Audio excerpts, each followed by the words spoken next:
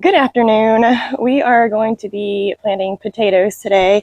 Um, it's a little late to be planting them really, but I had these and they started chitting pretty soon after I got them. I only bought these a couple of weeks ago, so I decided why not put them in the garden. I just cut out my broccoli from back here. It was starting to go to flower, so now all I have is my collard green back there, and I decided we needed to put something back there, and I wanted to save all my other spaces for tomatoes, so we're going to put the potatoes over there. Now I do have other potatoes planted already, and I'll show them to you real quick. So right here behind my society garlic, you can see I have several potato plants. I planted these actually January 1st, and I'll show you what they looked like before I planted them. When I planted these potatoes, see how that eye is barely chitting?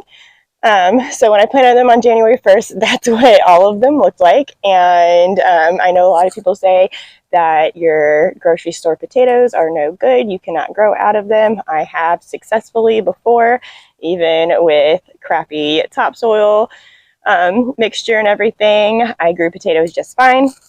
And I actually grew them in the same bag that I'm growing these in. This is a 100-gallon grow bag. I keep on saying I've been gardening for 3 years, but now that I'm counting, I started gardening in January or February of 2020, right before the pandemic hit. So this is this grow bag's 5th year, and it has been through it. And I mean, we rode this train until the wheels fell off, and the wheels are definitely falling off now. So this will be the last time that I'm using it after these potatoes grow. It's honestly, I don't even know how many potatoes I'm going to get out of these, just because it's starting to rip, and now it's pretty shallow because of it. But we're going to see what happens. And then a couple of weeks ago, I planted these red potatoes in this 20-gallon bag. These are actual seed potatoes from a garden center. And I've planted those with success, and then I planted the grocery store potatoes with success with no problem, and have gotten a harvest of potatoes. So with that being said, the ones that I'm going to actually plant in my bed look more like this. So obviously, if you compare the two, this one's barely chitted.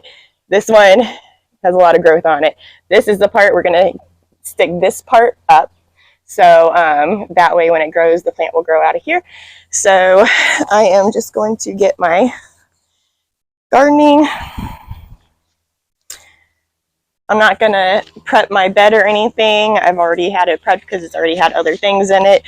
And I do add, over the weeks, as the weeks pass, I do add more sprinkles of the Garden Tone, the Espoma Garden Tone.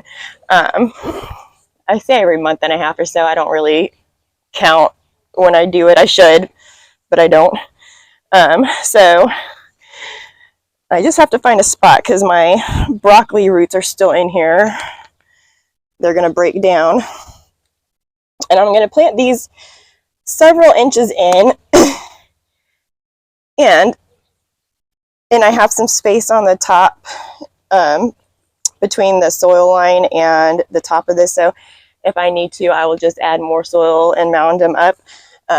If I see any potatoes sprouting out, I did have that in years past where I had to add more soil to the top because you could see the surface of the potatoes as they are growing on some of them. And I'm going to actually plant these potatoes pretty close together.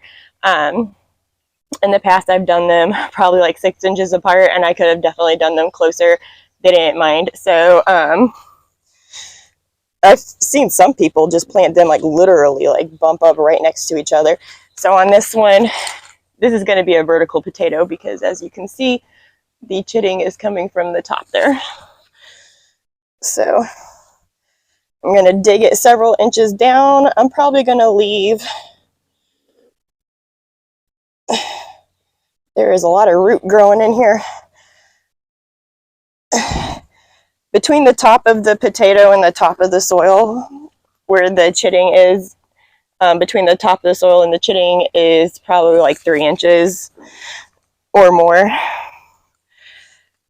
And we're just going to see how many we can fit in here. I think I'm going to be able to get 5 and definitely 4. I think we're going to be able to get 5. My kids took off with my garden shovel. I'm not chopping these up now for the ones that I planted in my 100-gallon, the ones I planted on January 1st. I did chop those in half. I know a lot of people say, don't chop your potatoes in half and blah, blah, blah. I actually did. I didn't do it with these just because I'm trying to save time. But I chopped my potatoes in half and I didn't even let them callus or anything. I just put them straight in there. They didn't rot. I didn't have any issues. So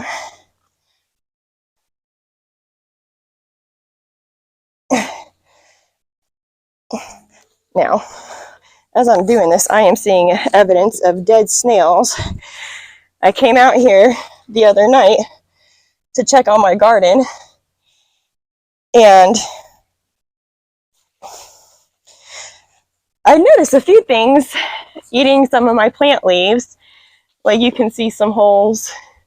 I don't know if you can see it from back there. There's some holes in this collard green right here. And holes like that in a couple of my different plants, but I couldn't see anything on top, on the leaf or under the leaf or anything. Did not know what it was. I was out here in the evenings, after work and everything. So between 5 and 8 or so, I would be out here every day, and I never found any evidence of who it could be or whatever. Anyways, so last week, took my kids to dance class, came home.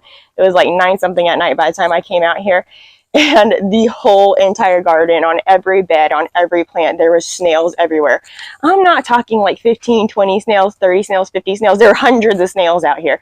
They're on the beds, on the plants, in the soil, everywhere. And so now I know what my culprit is.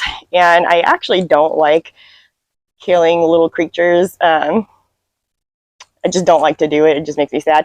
However, if it's me or them, there's no way I'm going to let all my hard work go in vain due to some little critters killing my crops, which is sad to say. But I did have to put some organic snail bait out here, and I have found in several of my beds today that it worked. I put it out like maybe 2 nights ago, 3 nights ago. I put it out Friday night, and today is Monday. So Friday night, Saturday night, Sunday night, and then today is Monday, and today is the first day I've noticed the dead snails in here. So I'm trying to figure out where else I can put them. I have turnip greens. I have turnips right here. I have Swiss chard, and I have mustard greens back there. I'm kind of running out of space. There's a spot back here I can put some. I don't know if it's going to get enough light behind this collard green, but we're going to try. I've got one more good potato I can put it in here. And put it behind the celery.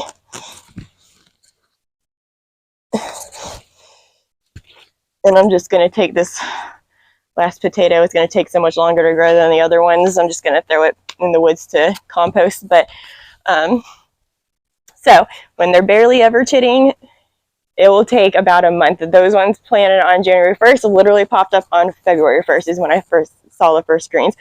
The red potatoes had chitting like these ones had, and I saw their growth within the first 4 or 5 days, maybe the first 3, but I'm pretty sure it took 4 or 5 days, and I saw all the greens popping up. I just planted those not very long ago at all. So, it might take a little longer depending on how much they have chitted and how much those eyes have grown. But definitely, those are not organic, by the way. Those were buy one, get one deals at the local Winn-Dixie. And we just didn't eat all the potatoes. I think they were like 5-pound bags, and they were buy one, get one. So it was 10 pounds of potatoes. And we eat a good amount of potatoes, but we couldn't eat all of them. And they did go, they started chitting a little faster than they typically do, but they're not organic or anything like that. Those weren't seed potatoes. They were from the grocery store, out of the produce section, buy one, get one at Winn-Dixie, and I didn't want to waste them, so I just threw them in my bed, but they will grow and they will produce potatoes.